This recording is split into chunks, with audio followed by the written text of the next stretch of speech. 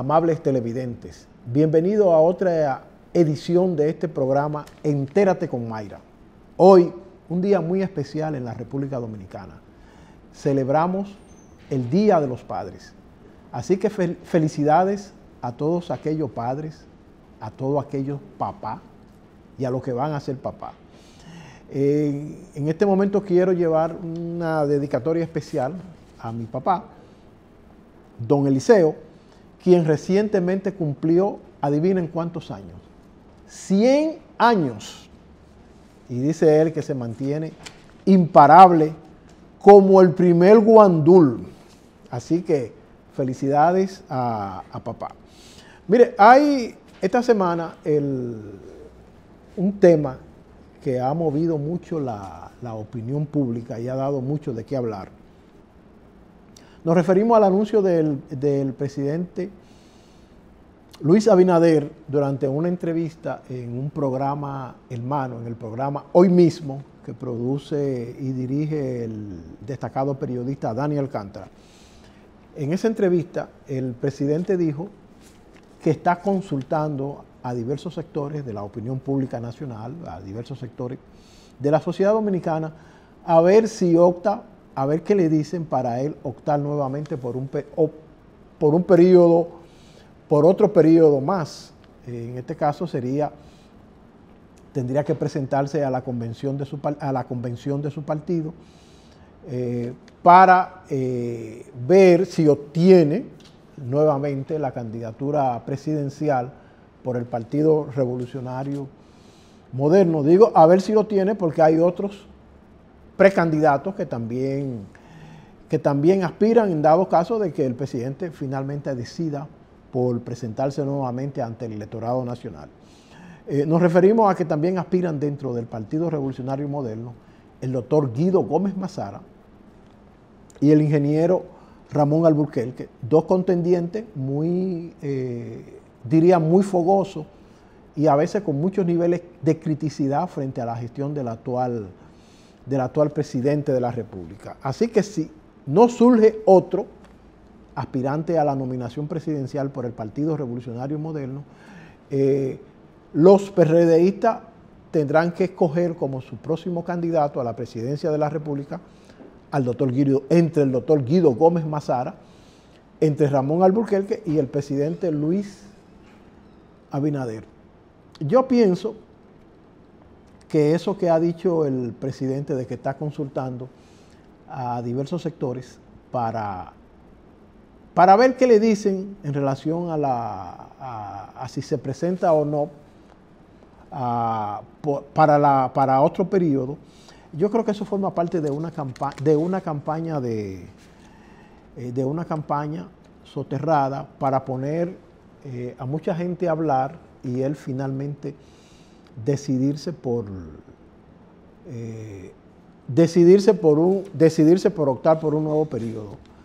Aunque él recientemente dijo que en su familia prácticamente le han pedido sus hijas, y creo que su esposa, o parte de sus hijos, creo que en la votación interna, según dijo en una entrevista, está perdiendo. Pero, sin embargo, yo pienso que el presidente de la República tiene todo decidido de que se va a presentar nuevamente a un periodo, va a optar por otro periodo electoral, por otro periodo gubernamental. Bajo el alegato de que parte de su programa de gobierno, el cual presentó al electorado en el año 2020, no lo ha podido cumplir por diversas razones que alegan los PRMistas, en el sentido de que encontraron al país con una pandemia, luego vino la guerra entre Ucrania y Rusia, que aún no termina, y eso le hicieron desviar parte de su atención y parte del programa que le había presentado al electorado. Alegan los PRMistas, entre ellos pienso que también el mismo presidente, que no han podido cumplir con su programa de gobierno. Así que yo pienso que el presidente tiene decidido que va a participar en este proceso electoral y que esto forma parte de toda una campaña, como nos han acostumbrado otros presidentes que se han reelegido, que han intentado buscar la reelección en otro periodo. Por ejemplo, el doctor Joaquín Balaguer era un mago en este sentido, en el sentido de que siempre permitía, mantenía a la gente, vamos a decir, en una expectativa, en una campaña de expectativa, y luego venía la decisión final. Y eso contribuía a mantenerlo dentro de las discusiones de la opinión pública y a ganar cierto voto. Con una posición, con la posición que tiene el licenciado Luis Abinader frente a la selección, frente en las encuestas, es indiscutiblemente que él no va a desperdiciar la oportunidad para presentarse por otro periodo. Todas las encuestas lo señalan como ganador en primera vuelta, aún así, si los principales partidos de la oposición, entiéndase el Partido de la Liberación Dominicana y la Fuerza del Pueblo, decidieran participar unidos en las elecciones, según las encuestas, también tendría la de ganar el presidente Luis Abinader. Así que esto sería la decisión de que si él va o no va. Yo creo que va, y que eso sería ya prácticamente una decisión que sería un clavo pasado. Vamos a ver cómo viene el comportamiento del presidente en los próximos meses en relación a su eventual búsqueda de un segundo periodo, tal y como lo establece la Constitución de la República, y decide presentarse nuevamente por otro periodo. Hay un tema también en el cual es importante que nosotros nos refiramos, lo citemos. Me refiero a la decisión de los partidos Revolucionario Moderno y el Partido de la Liberación Dominicana, que han dicho públicamente sus voceros de que van a presentar, de que van a someter a la Embajada de los Estados Unidos en el país la lista de los aspirantes a cargos selectivos para las elecciones congresionales y municipales, para que sea la Embajada de los Estados Unidos que lo depure. Esto ha sido criticado por muchos, pero yo entiendo que no debe sorprendernos, porque nosotros somos un país que tiene muchos niveles de dependencia de parte de los Estados Unidos. Hay que admitirlo. Estados Unidos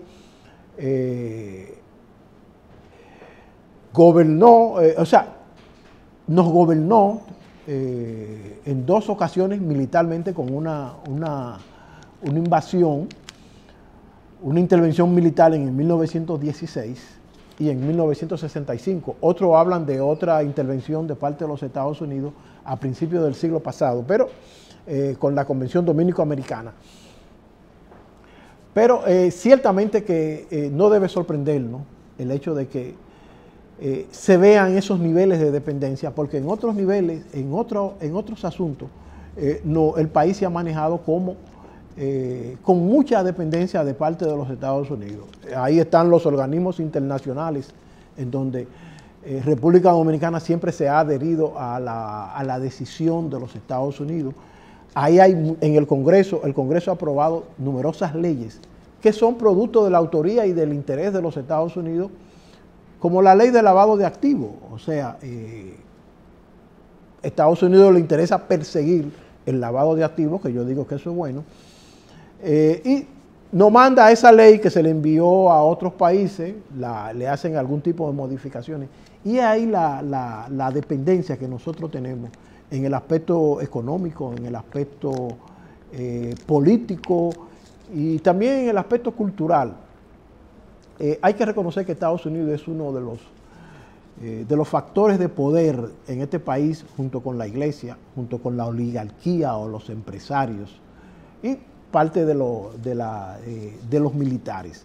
Así que no debe de sorprendernos. Somos definitivamente un país con muchos niveles de dependencia de los Estados Unidos, y esto, yo no estoy de acuerdo con eso. Yo creo que debe de ser una decisión de los dominicanos, que tengamos el derecho a elegir o a rechazar a quienes no pretenden gobernar. Sería bueno preguntarse si los distintos candidatos a la presidencia de la República van a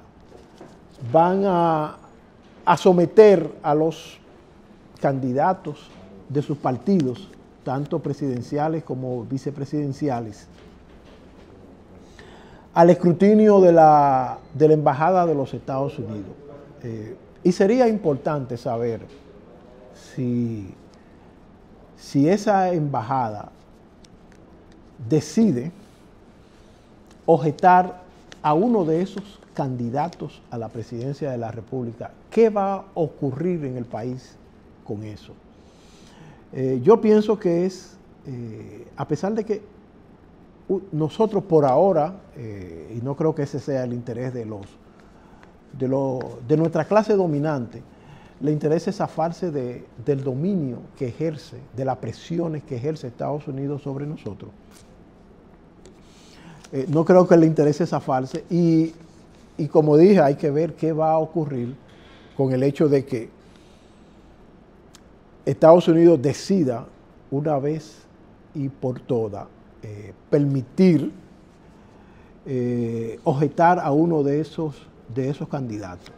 Continuando con la política, esta semana la Asociación de Jóvenes Empresarios reiteró una vez más su petición, que la viene haciendo desde hace varios años, desde hace varios periodos electorales, de que los candidatos presidenciales y de otros niveles se aboquen a celebrar debates electorales, tal y como se celebran en sociedades civilizadas. Por ejemplo, en Estados Unidos hay una tradición de debates electorales entre el Partido Demócrata y el Partido Republicano, que es muy bueno eso, porque le permite al electorado conocer su programa de gobierno, conocer qué piensan los distintos candidatos presidenciales. Aquí, en República Dominicana, no hemos tenido la oportunidad de ver, de disfrutar de ese tipo de debate. Al contrario, las campañas electorales se diluyen en una serie de dimes y diretes que en nada contribuyen a edificar la democracia. Ojalá que los candidatos presidenciales puedan celebrar un debate y no fueran a celebrar un debate electoral entre todos los candidatos, que les respondan preguntas a una batería de periodistas o a quienes ellos escojan, preguntas sobre sobre sus programas de gobierno, qué piensan ellos hacer una vez lleguen al Poder Ejecutivo para dirigir este país. Continúen en sintonía con este espacio, Entérate con Mayra, que tenemos una interesante entrevista con el politólogo y signólogo, es decir, experto en China, Luis González, y con nuestra acostumbrada sección migratoria a cargo de la licenciada Sara Espinosa, y la sección importantísima de etiqueta y protocolo a cargo con Mila. Así que continúen en sintonía con este espacio.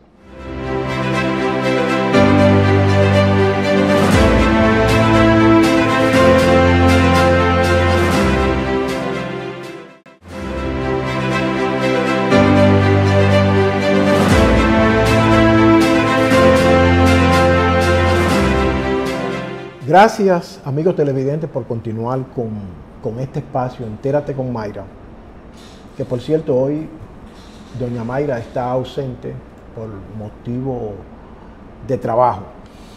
Hoy contamos con una interesante entrevista con el señor Luis González, egresado de la Universidad Autónoma de Santo Domingo, de la Escuela de Ciencias Políticas, ahí en la Facultad de Ciencias Jurídicas, experto en asuntos sobre China, eso le llaman signólogo, y un gran conocedor de la realidad internacional, de la realidad y de la situación geopolítica que actualmente se vive hoy en el mundo, consultor político y autor de varios ensayos sobre temas internacionales. Buenos días, don Luis. ¿Cómo se siente? Gracias por el honor de la invitación, mi amiga Mayra, y la sorpresa de dos amigos que pueden contar conmigo.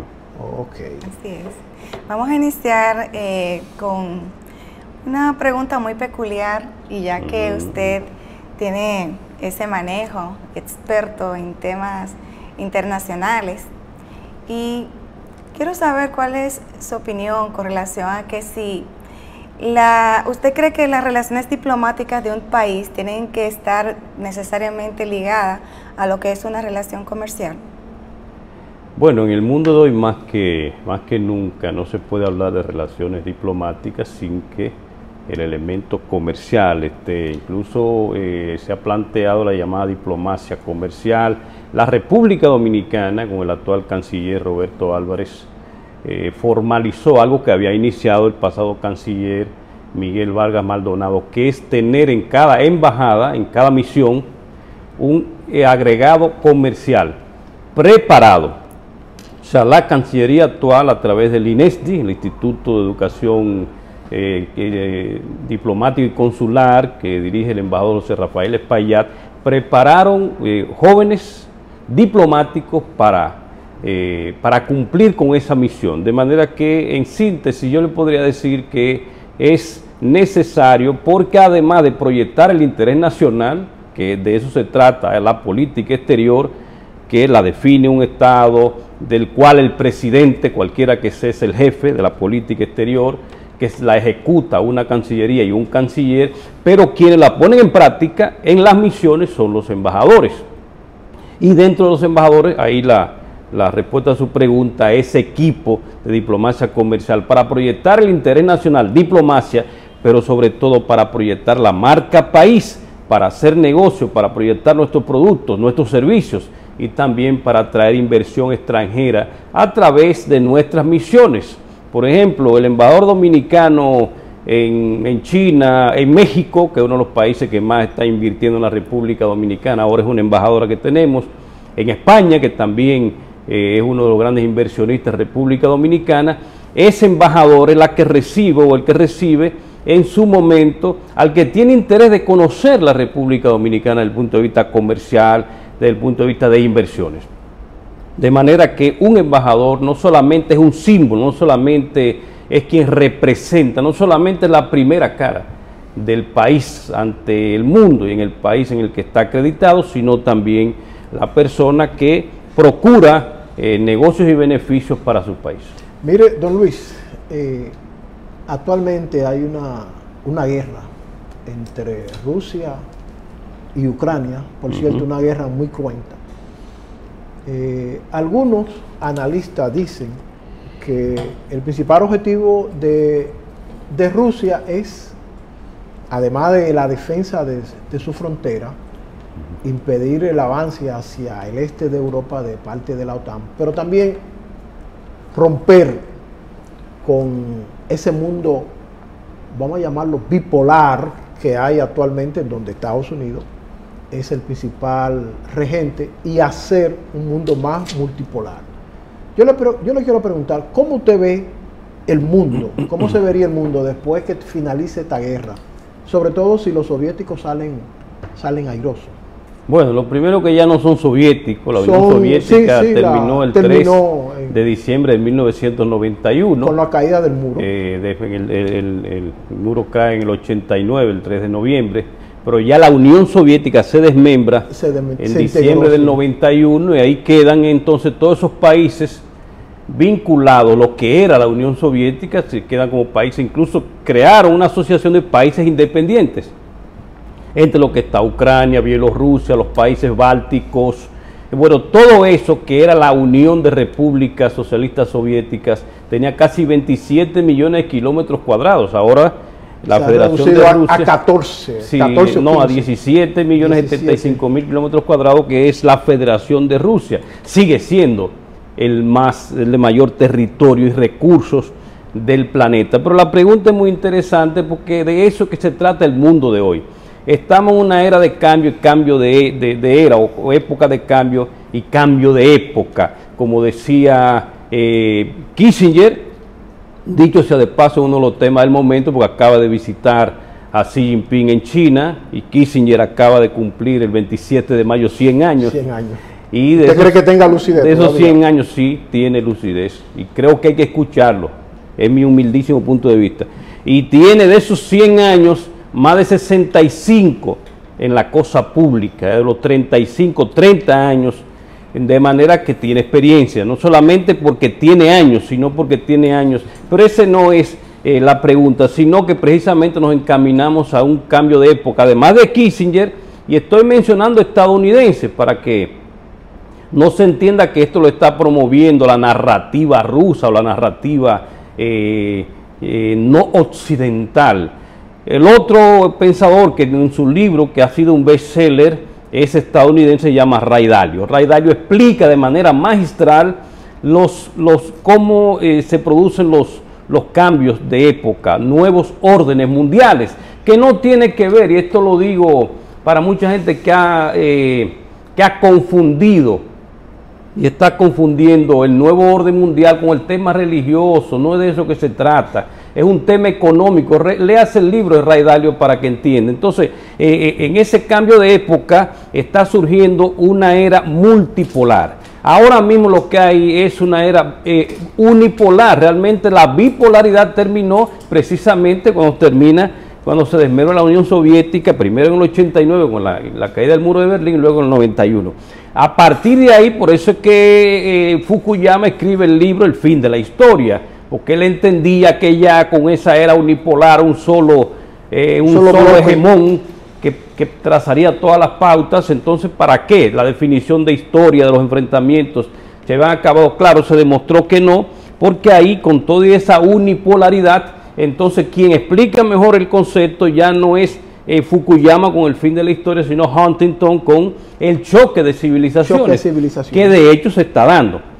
Entonces la era a la que nos encaminamos, que no es cuestión de Rusia ni de China, que son los que hasta cierto punto, por el liderazgo que tienen en el mundo y por los recursos que representan y por recursos en todos los sentidos, porque China no solamente es población, sino que es la economía desde el 2014, número 1 del planeta en PITA PPA, pero además la más sana en el sentido de que no tiene la deuda que tienen los países occidentales. Todos los países del G7 superan el 100% de su PITA. Entonces, pero para no desviarme mucho, de lo que se trata entonces es que de la era unipolar con un hegemón que se llama Estados Unidos, que está en decadencia, no porque lo digo yo y no porque la historia está ahí, entonces le está permitiendo el ascenso de los demás. Como lo dijo también otro. ¿Usted dice que le está permitiendo o que los demás se le han impuesto? Está permitiendo desde el punto de vista dialéctico, estoy hablando. No es que Estados Unidos al contrario, no lo está aceptando, lo está enfrentando, pero la decadencia de Estados Unidos está permitiendo, reitero, desde el punto de vista dialéctico, como se ha dado, y eso Ray Dalio lo explica, de todos los últimos tres son muy, la gente lo va a entender, que son, primero son los Países Bajos, o Holanda, como era el orden mundial final del siglo XVII, en los 1600, incluso Ámsterdam era el almacén del mundo, con el florín como moneda. Luego le da paso al Reino Unido, no, se enfrentaron para eso, y eso lo explica Tucídides en la guerra del Peloponeso, por eso era llamada trampa de Tucídides. Entonces le da paso al Reino Unido, que termina después de la Segunda Guerra Mundial dándole paso a Estados Unidos, que se convirtió entonces en el que encabezaba el nuevo orden mundial. Eso lo explica también Kissinger en su libro La Diplomacia, que todo el que estudia diplomacia lo ha leído, o recomiendo que lo lea, y en el más reciente libro de él también, que se llama Nuevo Orden. Entonces lo que se está planteando en estos momentos, y no es cuestión de narrativa ni de China ni de Rusia, sino que es la realidad lo que se está observando, como decía Bertrand Russell, los hechos te permiten observar lo que está sucediendo. Ya no hay un hegemón, y esa es la ventaja, y eso es lo bello de este cambio que se está dando ahora, que quien va a suceder, quien va a encabezar un orden mundial no va a ser un hegemón, o sea, no es como ha venido siendo toda la vida, que es un quítate tú para ponerme yo, es una especie de conchoprimismo global. porque, reitero, el Reino Unido le da paso a Estados Unidos, se suponía que venía un orden mundial con un hegemón. No, el que tiene más posibilidades de ser hegemón es China y no le interesa. Y no es porque no le interese, porque la historia está ahí también. La historia está para entender el presente. Sin embargo, Luis, China tuvo más poder que todo el mundo, todo el tiempo. En el año 1421, un inglés escribió el libro titulado 1421, el año en que China descubrió el mundo, antes de que Colón descubriera América. Salió con 300 vagos, que el más pequeño era más grande que la Santa María de... ¿Y a qué recorrió China el planeta? Para llevar comercio, para intercambiar, para hacer relaciones diplomáticas, no para imponer religiones, no para depredar. China siempre tuvo más poder, y lo dice incluso un embajador español que estuvo en China 2 veces, Eugenio Bergolat, en la Segunda Revolución China, y él explica eso mismo. China tuvo mucho poder, pero nunca ha tenido la intención de ser hegemón y de imponer su forma, y eso viene de la primera... que ahora se está hablando de la segunda ruta de la seda. De la primera ruta de la seda hubo un intercambio, pero China nunca impuso, ni lo va a imponer, eso no va a cambiar. Lo que China está haciendo es, quizás, esa es la reflexión que muchos se hacen, se está preparando para la defensa, para evitar que se repita la historia de lo que ellos conocen como la humillación de China por parte de las potencias occidentales. Sin embargo, Luis, hay diversos sectores en Estados Unidos que dicen: no vamos a abandonar el espacio que hemos conquistado, vamos a decirlo así, desde la Segunda Guerra Mundial, que cuando Exacto, Estados cuando Unidos asciende, surgió exacto, como uno de esos sectores es el señor, creo que es Belsinki, que escribió un texto, una tesis, Sí. el tablero mundial, el gran tablero en el mundial, cual le recomienda a Estados Unidos que está obsoleto, él mismo lo revisó después. extenderse a los países, a todo el este de Europa. Tú sabes que el este de Europa, y eso era una parte de las intenciones de Adolfo Hitler, Exacto. de llegar a todos esos recursos naturales y aún así dividir a lo que era la antigua URSS, ¿sabes? Sí, A lo que era la antigua URSS en muchísimos pueblos, porque así le es más fácil dominarlo. ¿Usted cree que Estados Unidos ha abandonado esa política? No es cuestión de que la hayan abandonado, es que no tiene la posibilidad de continuarla. Lo primero, que ya ese libro de Brzezinski, que él mismo lo revisó con otro libro más adelante, porque se dio cuenta que no era posible, precisamente por el mismo choque de civilización, precisamente por el ascenso de los demás, que lo escribió otro estadounidense de ascendencia pakistaní o india, Faris Zakaria. El ascenso de los demás se está dando, no es cuestión de que Estados Unidos quiera o no quiera, es que Estados Unidos y Occidente tienen que entender que ellos van a ser importantes en el mundo de hoy, pero ya no van a ser el hegemón. Y se revisen todos, tú lo puedes revisar en productores de conocimiento, ya China produce más conocimiento que midiéndolo por patentes que esos países occidentales. Y igualmente en los sectores de la moneda, el dólar sigue siendo la moneda dominante, pero ya no es la hegemónica. Ya gran parte de esos países del llamado BRICS, Brasil, Rusia, India, China, Sudáfrica, y el BRIC Plus, que va a incluir a Argentina, a Persia o Irán, Brasil, Persia, ya Brasil está ahí, creo que Colombia, Arabia Saudita, Indonesia, Malasia, estamos hablando de 20 países. En total componen el 90% de la población global y más del 60% del PIB global. Es que ya esos países, que era el llamado G7, ya no es el G7 el punto de vista real. Ya el G7 no está en el orden de las economías que estaba antes. Por ejemplo, vamos a medirlo en pita PP ahora. Usted que me está mirando lo puede buscar en Google, actualizado. El primer país del mundo, la primera economía ya es China desde 2014. Estamos hablando de pita, paridad de poder adquisitivo. El segundo, Estados Unidos. Ya el tercero es India. El cuarto, Japón. Creo que el quinto es Alemania. De ese G7, ya vemos ahí que el primero y el tercero no son del G7 tradicional. Y después de ahí entonces está Rusia, que no era del G7 tradicional. Estuvo en el G8, tú recuerdas, en un momento, pero eso salió. O sea, ya el mundo cambió y ellos tienen que entender, y ahí te respondo la pregunta, Estados Unidos no es que lo va a permitir. Por eso es que Graham Allison, un estadounidense también, profesor, escribió condenados a la guerra. Y luego lo subtituló La trampa de Tucídides.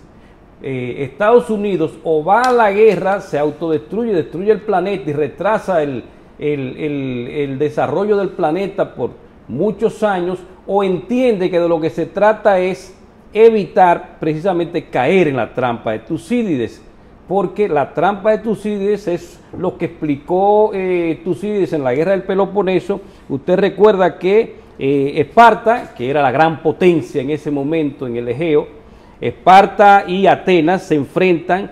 Esparta era el líder, Estados Unidos hoy, y Atenas, en el caso China, se enfrentan en ese momento y van a la guerra, y naturalmente ninguno salió beneficiado, los dos salieron mal. Esa es la tendencia cuando dos potencias se enfrentan. Al final, como quiera, indefectiblemente va a quedar en primer lugar, que fue lo que pasó. Atenas quedó en primer lugar, Atenas se impuso con el tiempo, pero después, lamentablemente, de haber caído en la trampa de una guerra innecesaria. Yo creo que estamos al final. Yo creo que Estados Unidos está entendiendo eso, porque no son estultos, son inteligentes. ¿Qué ha pasado en los últimos días? Estuvo Anthony Blinken, estuvo la secretaria del Tesoro, estuvo John Kerry en el tema. Están yendo estadounidenses ahí, se van a reunir Xi Jinping y Biden en los próximos días. Yo creo que sensatez se va a imponer, y la guerra de Ucrania, que me la preguntaste ahorita, también eso le queda poco tiempo. Va a haber un acuerdo ahí entre ellos para bien de la humanidad y para bien de una nueva era multipolar, donde Estados Unidos y Europa van a seguir siendo importantes, pero ya no van a ser el hegemón. Entonces, eso que usted dice contradice la tesis de algunos de que en Europa, ahí en el este de Europa, pudiera ocurrir una conflagración mayor a la que está ocurriendo ahora, que termine con el uso de guerra nuclear. De guerra nuclear. No, esta es la posibilidad que se podría dar ahora, pero yo creo que se va a imponer la sensatez, porque es que de lo contrario la destrucción del planeta. No solamente que la destrucción instantánea, cuando una bomba cae, que se destruye, sino que ya se demostró que con la capacidad que tiene, 50, 100 veces mayor que la que cayeron en Hiroshima y Nagasaki el 6-9 de agosto, el planeta, nosotros que estamos aquí, una bomba cae en Europa, nosotros a las pocas horas vamos a tener, el planeta se va a llenar de radiación, va a ser imposible vivir. Sí. Y yo sé que ellos lo entienden, por eso se le va a buscar una salida donde procuremos ganar para bien de todo. Y luego entonces, después de una pandemia, unirnos todos para lograr construir la comunidad de destino compartido que merece la humanidad. Sí, ya saliendo un poco del plano internacional, nos vamos al plano nacional, y esta pregunta no se puede quedar, y directamente estamos ya frente a las elecciones de 2024. Exacto. ¿Qué usted cree que sería el comportamiento, vamos a decir, de los votantes para estas próximas elecciones de 2024? Bueno, un panorama interesante lo del 2024, porque tenemos ahora 3 propuestas, con una más que otra, como según las mediciones. El presidente actual, Luis Abinader, aunque él no ha planteado formalmente su repostulación, aunque yo entiendo que él debe ser el candidato, incluso la Constitución hasta cierto punto lo obliga, o se presenta ahora o se olvida de presentarse de nuevo en el artículo 124, creo que va a ser el candidato, está bien medido, incluso ha estado entre 48 y 52 en las encuestas de prestigio del país, por ejemplo la Gallup y otras encuestas importantes. Entonces está en segundo lugar, que se ha mantenido un crecimiento sostenido, el expresidente Leonel Fernández y la Fuerza del Pueblo. Las últimas mediciones han estado entre 28, algunas 35, creo que hubo una que lo acercó demasiado, pero usted sabe muy bien el tema de las encuestas. Y en tercer lugar ha estado el PLD, que es un partido importante, gobernó 20 años, claro, de esos 20 años, 12 años gobernó Leonel Fernández, pero viene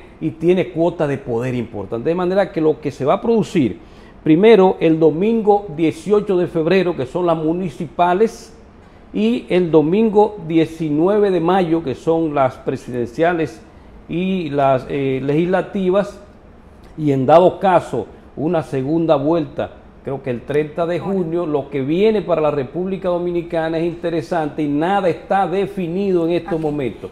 Estos meses, a partir de ahora, van a decir mucho, depende del manejo que hay, depende de la respuesta que dé el presidente Luis Abinader a los problemas nacionales.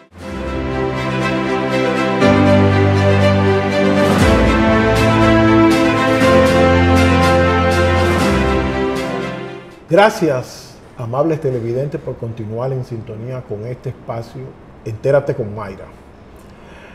Ahora vamos a hablar en nuestra sección migratoria con Sara Espinosa. Buenos días, Sara. Buenos días, don Eli. Luce muy elegante en este Día de los Padres. ¿Qué te tiene para hoy? Gracias, don Eli. Hoy yo me siento muy contenta. Y también quiero extenderle las felicitaciones a usted como papá. Felicidades, papá, y felicidades a todos los padres de nuestro país y que siempre están en sintonía con el programa Entérate con Mayra. Así que muchas felicidades en el Día de los Padres. Qué bueno. O sea que hay muchos regalos, ¿verdad? Hay muchos regalos, sí. ¿Oh, sí? Mucho almuerzo y mucho de todo. Oh, sí. ¿Y qué te tiene para hoy, Mayra? Bueno, Mayra, usted mencionando a Mayra, porque se siente de que Mayra hoy no está ausente en el programa, pero hoy vamos a tratar un tema bien interesante con relación a lo que son las apelaciones con el visado Schengen. O sea, una persona puede apelar si ya se le ha negado un visado Schengen. Obviamente, cuando se hace una apelación cuando ya usted ha solicitado un visado Schengen, vamos a decir para España en especial, y regularmente los dominicanos entran en Europa por España. Sí, porque por ejemplo, usted cuando solicita un visado Schengen, tiene que saber a cuál es el país principal que usted va a viajar, porque se solicita en el país principal donde usted va a viajar. En este caso, si se va a viajar hacia España, está la particularidad de que la persona solicita para la Embajada de España a través de BLS Global. Entonces, ¿qué pasa? Que en ese mismo orden, cuando se solicita el visado y usted aporta todas las informaciones correspondientes, entonces, en ese caso, usted espera para saber si se le va a aprobar ese visado. Si se le aprueba el visado, pues perfecto, felicidades. Ahora bien, si el visado no es aprobado, entonces usted tiene la oportunidad de acudir a lo que es la apelación. O sea, es un recurso que se puede utilizar. Pero cuando este recurso se utiliza, es importante señalar de que usted debe aportar todas las informaciones adicionales que le permita a que ese oficial consular, al evaluar otra vez su caso, pueda reivindicar, o sea, pueda permitir de que esas aportaciones nuevas le permitan a ellos evaluar o reevaluar su caso y poderle conceder ese visado Schengen, don Eli. Regularmente, ¿a qué tipo de argumentaciones recurren los agentes consulares para rechazarle el visado a un ciudadano dominicano? Sí, normalmente, don Eli, los cónsules van directamente a lo que es el arraigo. Todas las personas que solicitan un visado tienen que demostrar arraigo en su país de origen. ¿Por qué? Me explico. Usted va a solicitar un visado porque quiere irse a un país para conocer de turismo. Como tal, usted tiene que tener un aval económico que le permita usted poder viajar y gastar ese dinero disfrutando de unas lindas y buenas vacaciones. Ahora bien, ¿qué pasa?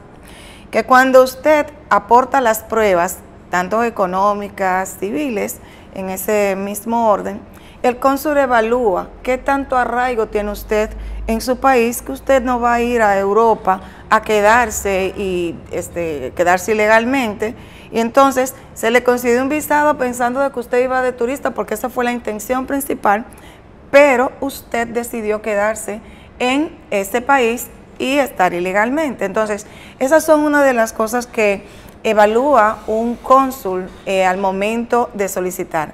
Pero, en este caso, para solicitar visa a España o un visado Schengen no es igual que solicitar una visa americana.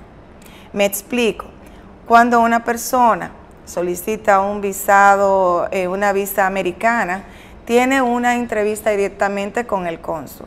Ese cónsul evalúa todo lo que escribió en su DS 160 y en base a eso y en base a todo lo que la persona expresó en el momento de la entrevista, ellos hacen sus evaluaciones. La preparación es muy importante, pero más bien, y el cónsul lo que va a evaluar es el arraigo. Lo que va a evaluar es vamos a decir, la sinceridad, la honestidad, la intención de lo que usted está solicitando. Si usted no convenció en esa entrevista, vamos a decir, en la embajada americana, al cónsul, pues su visa es rechazada. No obstante, para la solicitud de un visado Schengen, esa solicitud se realiza con soportes, vamos a decir, documentaciones.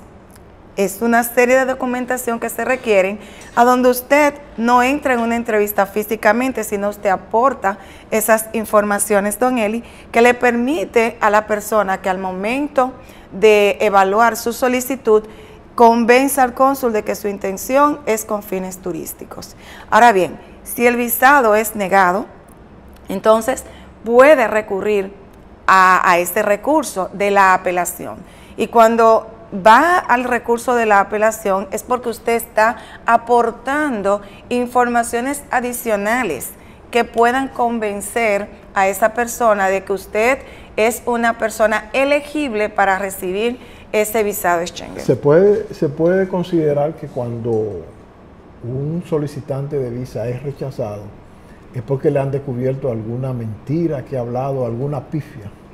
Bueno, en ese mismo orden. Hay la tradición de que los dominicanos siempre abultan cuando van a solicitar visa, sobre todo a los Estados abultan Unidos. Las informaciones. Abultan las informaciones. Si tenían 100 pesos en un banco, lo aumentan hablan con un amigo y le dice, deposítame 200,000, 300,000. ¿Y usted cree, don Eli, que un oficial consular no se daría cuenta cuando una persona aporta esa cantidad de dinero para poder abultar, vamos a utilizar ese término, sus ingresos económicos? Todas esas informaciones son muy verídicas y se puede dar cuenta un cónsul.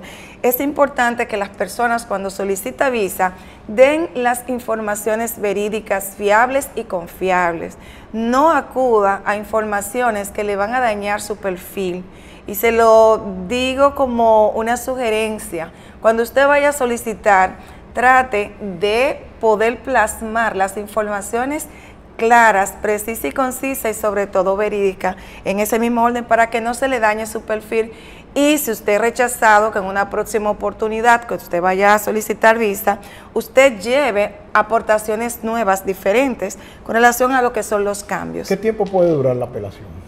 La apelación puede durar, estamos hablando con relación a lo que es el visado Schengen, sí, puede durar de 15 días, 20 días. Vamos a ver el tiempo que pueda evaluar esa solicitud o ese recurso a lo cual se apeló para que ellos puedan reevaluarlo y puedan entonces dar su veredicto final. Eso puede durar 15 días, 20 días, ya depende de cómo lo evalúe el oficial consular. Muy buenas informaciones sobre... Importante señalar, amigos televidentes, que las apelaciones para lo que es el visado Schengen para España son los lunes, miércoles y viernes de cada semana. A partir de las 8 de la mañana las personas pueden ir y pueden hacer sus apelaciones. Muy buenas informaciones sobre el visado. Muy buenas las informaciones que usted ha ofrecido sobre el visado a los países europeos. Sí, don Eli, disculpe, ¿sabe que hay personas que no utilizan este recurso? Muchas veces lo desconocen. ¿Lo desconocen? Pues es falta de información. Sí, desconocen este recurso y yo creo que todas las personas que estén en una situación de una negación de un visado Schengen podría tomar esa, puede tomar o puede tener la oportunidad de utilizar ese recurso de apelación. Muchísimas gracias, Sara, por esas informaciones migratorias. Invitamos a nuestros televidentes a que se mantengan en sintonía, que ahora viene la sección de etiqueta y protocolo con Mirla Germán. Con doña Mirla Germán.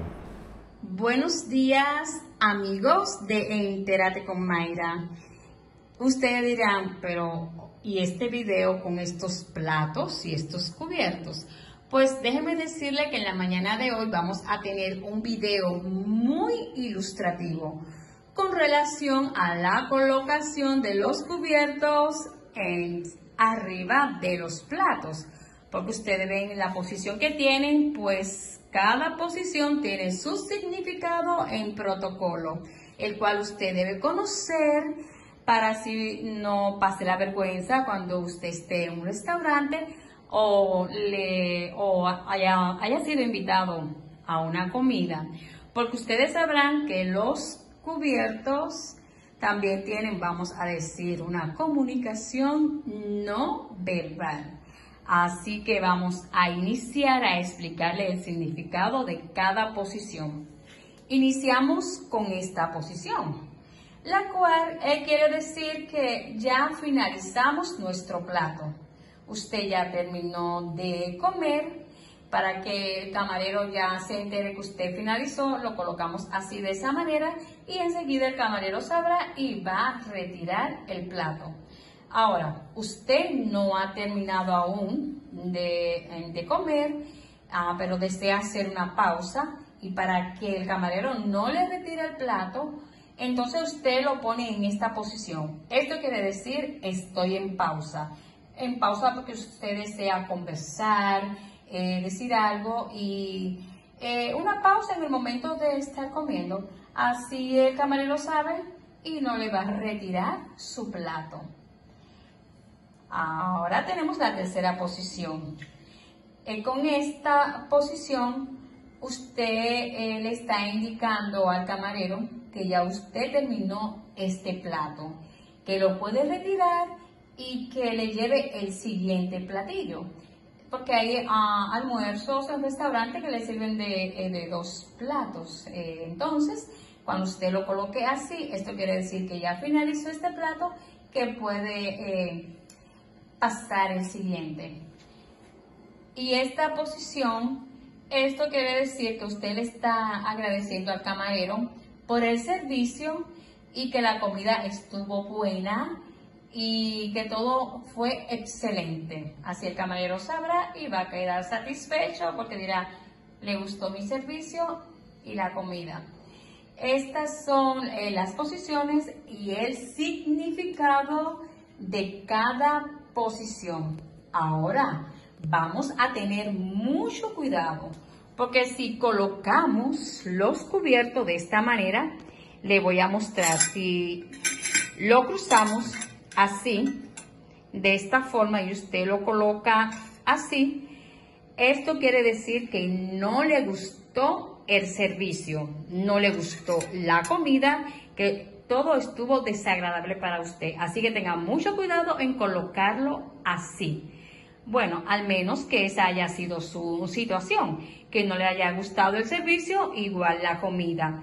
Y para finalizar, como ya ustedes saben que siempre colocamos los cubiertos al momento que vamos a comer, recuerden, cuchillo a la derecha, cubierto a la izquierda, y esta es la manera como encontramos el plato al momento de llegar al restaurante o a nuestra cena. Así que este ha sido nuestro video en el día de hoy. Espero que le haya gustado y que ustedes lo apliquen en su diario vivir. Así que muy buenos días. Nos vemos en la próxima. Bye. Bueno, y con esas informaciones de Mirla, informaciones tan interesantes, con la sección de etiqueta y protocolo, Don Eli, hemos llegado al final del programa. Un programa cargado de un buen contenido con este invitado que tuvimos en la entrevista central, y sobre todo que hoy... Y con la sección de usted. Claro, estuvimos hablando un tema interesante en la sección migratoria, y sobre todo, Don Eli, que hoy vamos a disfrutar, vamos a celebrar a aquellos que tienen sus padres, que hoy como se celebra el Día de los Padres, pues yo estoy seguro que le van a hacer buenos regalos y lo van a llevar a cenar, a comer, a almorzar. Pasa igual, buenos almuerzos. Pasa igual como cuando se celebra el Día de las Madres. ¿Por qué tanta diferencia? Bueno, eso vamos a saberlo después, pero hemos llegado al final del programa, don Eli. Sí, será hasta el próximo domingo cuando estaremos nuevamente con ustedes. Amén. Hasta el próximo domingo.